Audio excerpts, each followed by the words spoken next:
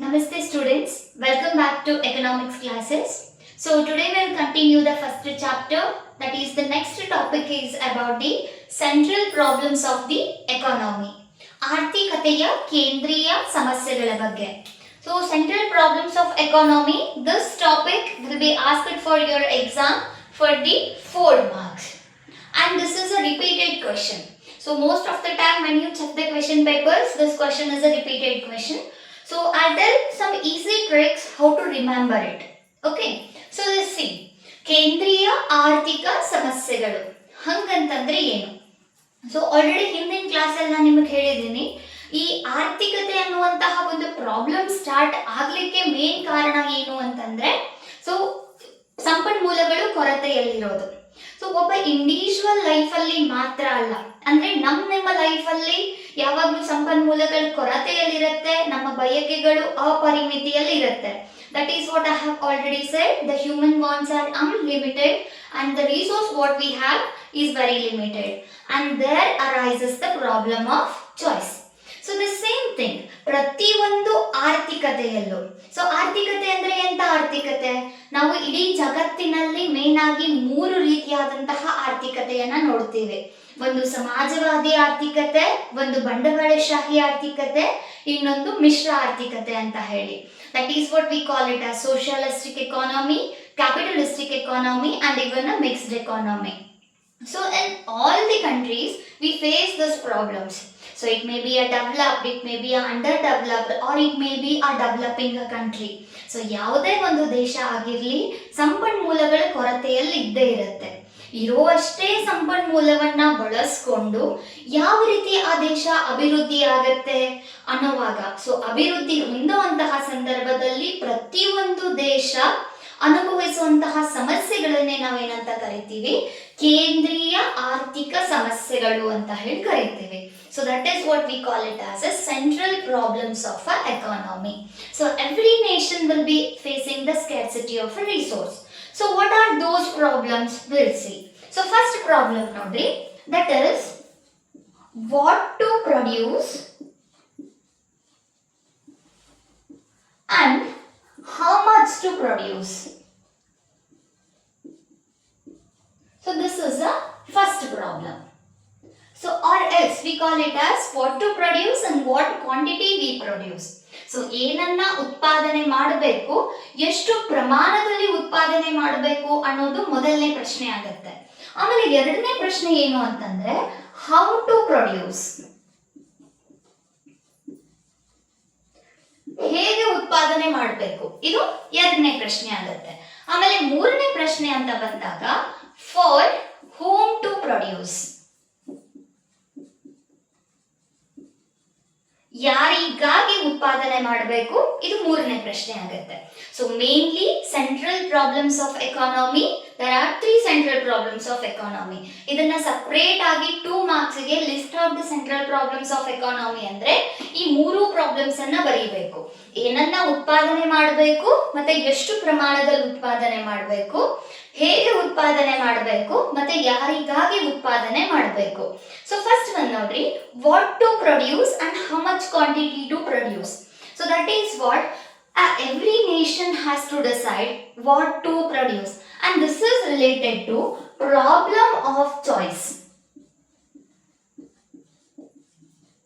ಆಯ್ಕೆಯ ಸಮಸ್ಯೆಗೆ ಇದು ಉದ್ಭವ ಆಗುತ್ತೆ. ಹೇಗಂತಂದ್ರೆ that is what every nation will be having a scarce resource. That is example we take India. So ನಮ್ಮ ಇಂಡಿಯಾದಲ್ಲಿ ಇಂತಿಷ್ಟೇ ಸಂಪನ್ಮೂಲ ಅಂತ ಇದೆ. ಸೊ ಮೊದಲಿಗಾದ್ದು ಏನಂತಂದ್ರೆ weather, so we have to concentrate on the defense.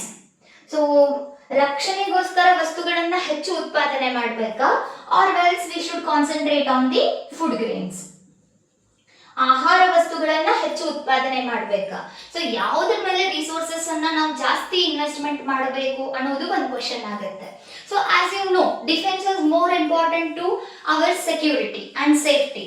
So as usual ನಾವು ಎಷ್ಟು safe ಆಗಿರ್ಬೇಕು, ಎಷ್ಟು ಸೆಕ್ಯೂರ್ ಆಗಿರ್ಬೇಕು ಅಂತ ರಕ್ಷಣೆ ಹೇಗೆ ಇಂಪಾರ್ಟೆಂಟ್ ಆಗುತ್ತೋ ಅದೇ ತರಹ ರಕ್ಷಣೆಯಿಂದ ಇದ್ದಾಗ ಒಂದು ದೇಶದಲ್ಲಿ ಹಸಿವಿನಿಂದ ಸಾಯದೆ ಜೀವಂತವಾಗಿ ಬದುಕಿರಬೇಕು, ಅದಕ್ಕೆ ಆಹಾರ ಧಾನ್ಯಗಳು ಅಷ್ಟೇ ಇಂಪಾರ್ಟೆಂಟ್ ಆಗುತ್ತೆ.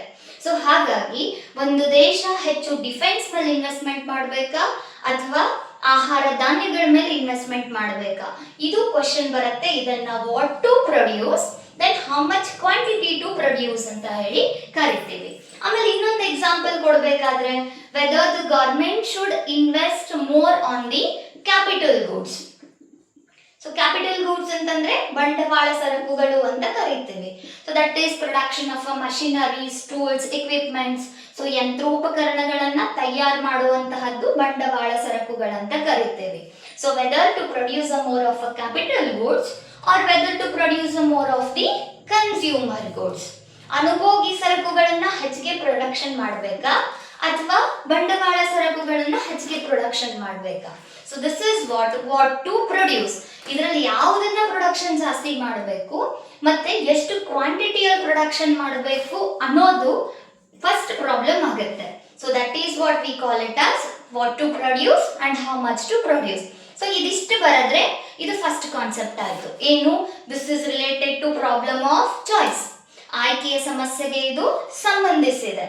ಆಮೇಲೆ ಎಕ್ಸಾಂಪಲ್ಸ್ ಕೊಟ್ರೆ ಇದನ್ನ ಕೊಡ್ಬೋದು. Whether to produce a more of a defence or to produce more of a food grains, or whether to produce more of a capital goods or to produce more of a consumer goods. In second one ಬರುತ್ತೆ ನೋಡ್ರಿ how to produce ಅಂತ. So ಇಲ್ಲಿ choose ಮಾಡಿದ್ರಿ ಅದನ್ನ ಯಾವ ರೀತಿ ಉತ್ಪಾದನೆ ಮಾಡಬೇಕು. ಸೊ ಇದು ಇದಕ್ಕೆ ಸಂಬಂಧಪಟ್ಟಿದೆ ಅಂತಂದ್ರೆ this is related to problem of technology ಅಥವಾ ಪ್ರಾಬ್ಲಮ್ ಆಫ್ ಟೆಕ್ನಿಕ್ ಅಂತ ಕರಿತೀವಿ. ಸೊ ತಂತ್ರಜ್ಞಾನದ ಸಮಸ್ಯೆಗೆ ಇದು ಸೆಕೆಂಡ್ ಒನ್ ಸಂಬಂಧಪಟ್ಟಿದೆ. ತಂತ್ರಜ್ಞಾನ ಅಂತಂದ್ರೆ ಏನು? ಸೊ ವಸ್ತುಗಳನ್ನ ಉತ್ಪಾದನೆ ಮಾಡಬೇಕಾದ್ರೆ ಎರಡು ರೀತಿಯಾದಂತಹ ತಂತ್ರಜ್ಞಾನವನ್ನ ನಾವು ಬಳಕೆ ಮಾಡ್ತೀವಿ. So which are those? First one it is a capital intensive technology. So capital intensive technology ಇದನ್ನ ಬಂಡವಾಳ ಸಾಂದ್ರ ತಂತ್ರಜ್ಞಾನ ಅಂತ ಹೇಳಿ ಕರಿತೀವಿ. ಆಮೇಲೆ ಸೆಕೆಂಡ್ ಒನ್ ಏನು ಅಂತಂದ್ರೆ that is labour intensive technology. ಹೀಗಂದ್ರೆ that is ಶ್ರಮ ಸಾಂದ್ರ ತಂತ್ರಜ್ಞಾನ ಅಂತ ಹೇಳರ್ಥ. ಸೊ ಇಲ್ಲಿ ನೋಡ್ರಿ, capital intensive technology means for the production of any goods and services if we use more of machineries and tools and less of labors, that is called as a capital intensive technology. It means ಯಾವುದೇ ಒಂದು ವಸ್ತುವನ್ನ ಉತ್ಪಾದನೆ ಮಾಡುವಾಗ ಹೆಚ್ಚಿಗೆ ಬಂಡವಾಳವನ್ನ use ಮಾಡಿ ಕಡಿಮೆ ಶ್ರಮವನ್ನ ಅಂದ್ರೆ ಕಡಿಮೆ ಲೇಬರ್ಸ್ ಅನ್ನ ಯೂಸ್ ಮಾಡೋದನ್ನ ನಾವು ಕ್ಯಾಪಿಟಲ್ ಇಂಟೆನ್ಸಿವ್ ಅಂತ ಕರಿತೀವಿ. ಇನ್ ಲೇಬರ್ ಇಂಟೆನ್ಸಿವ್ ಅಂದ್ರೆ ಅದರ ಅಪೋಸಿಟ್ ಆಗುತ್ತೆ. That is for the production of any goods and services we use more of a labours and less number of a capital. So here we use more of labors, less of capital, whereas here we use more of capital, less of labors. So ಇದು ಶ್ರಮ ಸಾಂದ್ರ ತಂತ್ರಜ್ಞಾನ. ಯಾವುದೇ ವಸ್ತು ಉತ್ಪಾದನೆ ಮಾಡಬೇಕಾದ್ರೆ ಹೆಚ್ಚು ಶ್ರಮ ಉಪಯೋಗಿಸಿಕೊಂಡು ಕಡಿಮೆ ಬಂಡವಾಳವನ್ನ ಉಪಯೋಗಿಸಿಕೊಂಡ್ರೆ ಅದು ಶ್ರಮ ಸಾಂದ್ರ ತಂತ್ರಜ್ಞಾನ ಆಗುತ್ತೆ. ಸೊ ಇಲ್ಲಿ ಪ್ರತಿಯೊಂದು ದೇಶ ಏನು ಉತ್ಪಾದನೆ ಮಾಡಬೇಕು ಅಂತ ಇದೆ ಅದನ್ನ ಹೆಚ್ಚಿಗೆ ಬಂಡವಾಳ ಯೂಸ್ ಮಾಡಬೇಕು ಅಥವಾ ಹೆಚ್ಚಿಗೆ ಶ್ರಮವನ್ನ ಉತ್ಪಾದನೆ ಬಳಸಬೇಕು. ಇದು ಏನು ಸೆಕೆಂಡ್ ಕ್ವೆಶ್ಚನ್ ಆಗುತ್ತೆ. ಈಗ ಎಕ್ಸಾಂಪಲ್ ಬಟ್ಟೆ ತಯಾರು ಮಾಡಬೇಕಾದ್ರೆ ಸೊ ಹೆಚ್ಚಿಗೆ ನಾವು ಸಣ್ಣ ಸಣ್ಣ ಗುಡಿ ಕೈಗಾರಿಕೆಗಳಿಂದ ಅಥವಾ ಸಣ್ಣ ಕೈಗಾರಿಕೆಗಳಿಂದ ಬಟ್ಟೆ ತಯಾರು ಮಾಡಿದ್ರೆ ಹೆಚ್ಚು ಲೇಬರ್ಸ್ ಯೂಸ್ ಮಾಡ್ತೀವಿ. ಸೊ ಇದೇನಾಗುತ್ತೆ? ದಟ್ ಈಸ್ ಅನ್ಎಂಪ್ಲಾಯ್ಮೆಂಟ್ ಅನ್ನ ಕಡಿಮೆ ಮಾಡುತ್ತೆ, ನಿರುದ್ಯೋಗ ಕಡಿಮೆ ಮಾಡುತ್ತೆ. ಅದೇ ಮಷಿನರೀಸ್ ಇಂದ ನಾವು ಹೆಚ್ಚಿಗೆ ಬಟ್ಟೆ ತಯಾರು ಮಾಡಿದ್ರೆ ಪ್ರೊಡಕ್ಷನ್ ಜಾಸ್ತಿ ಆಗುತ್ತೆ, ಬಟ್ ಅದ್ರ ಜೊತೆ ಅನ್ಎಂಪ್ಲಾಯ್ಮೆಂಟ್ ಕೂಡ ಜಾಸ್ತಿ ಆಗುತ್ತೆ. So that is what country's economy base ಮೇಲೆ ಇದನ್ನ ಡಿಸೈಡ್ ಮಾಡ್ತಾರೆ. ಅಂಡ್ ಲಾಸ್ಟ್ ಒನ್ ನೋಡಿ, ಫಾರ್ ಹೋಮ್ ಟು ಪ್ರೊಡ್ಯೂಸ್. ಈ ವಸ್ತುಗಳನ್ನ ಉತ್ಪಾದನೆ ಮಾಡಿದ್ವಿ, ಅದನ್ನ ಯಾರಿಗಾಗಿ ಉತ್ಪಾದನೆ ಮಾಡಬೇಕು ಅನ್ನುವಂತಹ ಕ್ವೆಶ್ಚನ್ ಲಾಸ್ಟ್ ಬರುತ್ತೆ. And this is related to problem of distribution. Problem of distribution ಅಂದ್ರೆ ವಿತರಣೆಯ ಸಮಸ್ಯೆಗೆ ಸಂಬಂಧಪಟ್ಟಿತ್ತು. ಸೊ ವಿತರಣೆಯ ಸಮಸ್ಯೆ, ಯಾರಿಗಾಗಿ ಇದನ್ನ ಉತ್ಪಾದನೆ ಮಾಡಿದ್ದೀವಿ, ದಟ್ ಈಸ್ ಸೊ ನಮ್ಮ ಎಕಾನಮಿಯಲ್ಲಿ ಡಿಫ್ರೆಂಟ್ ಟೈಪ್ಸ್ ಆಫ್ ಪೀಪಲ್ ನಾವು ನೋಡ್ತೇವೆ. That is we have a middle class people, rich people and poor people. So what ever we produce we cannot satisfy for every one. ಏನ್ produce ಮಾಡಿರ್ತೀವಿ ಎಲ್ರಿಗೂ ಅದು satisfaction ಕೊಡಲ್ಲ. ಆಮೇಲೆ produce ಮಾಡಿರುವಂತಹ ವಸ್ತುವನ್ನ ಎಲ್ಲರೂ ತಗೊಳ್ಳುವಂತಹ ವಸ್ತು ಇರಬೇಕು. If we only produce a luxurious goods, can a poor people take it? No, that is what. So whatever we produce here, ಅದು ಯಾರಿಗಾಗಿ ಉತ್ಪಾದನೆ ಮಾಡ್ತೀವಿ ಅನ್ನೋದು ಡಿಸಿಷನ್ ಮಾಡುತ್ತೆ. ಸೊ ಕಂಪ್ಲೀಟ್ ಆಗಿ ಇಲ್ಲಿ ನೋಡಿ, ಇದು ಎದ್ರ ಮೇಲೆ ಬೇಸಿದೆ. First one, what to produce and how much to produce. ಏನು ಉತ್ಪಾದನೆ ಮಾಡಬೇಕು, ಎಷ್ಟು ಪ್ರಮಾಣದಲ್ಲಿ ಉತ್ಪಾದನೆ ಮಾಡಬೇಕು. It is related to problem of choice. ಇದು ಆಯ್ಕೆಯ ಸಮಸ್ಯೆಗೆ ಸಂಬಂಧಿಸಿದೆ. ಇನ್ ಸೆಕೆಂಡ್ ಒನ್ ನೋಡ್ರಿ, that is how to produce is related to problem of technique. That is ಹೇಗೆ ಉತ್ಪಾದನೆ ಮಾಡಬೇಕು ಅನ್ನೋದು ತಂತ್ರಜ್ಞಾನ ಸಮಸ್ಯೆಗೆ ಸಂಬಂಧಿಸಿದೆ. ಆಮೇಲೆ ಕೊನೆಯದಾಗಿ ಯಾರಿಗಾಗಿ ಉತ್ಪಾದನೆ ಮಾಡಬೇಕು ಅನ್ನೋದು ವಿತರಣೆಯ ಸಮಸ್ಯೆಗೆ ಸಂಬಂಧಿಸಿದೆ. That is for whom to produce is related to problem of distribution.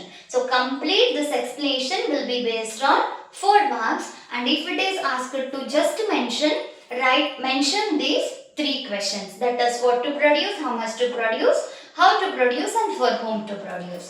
Okay, so in next class we'll discuss about the next topic. Thank you.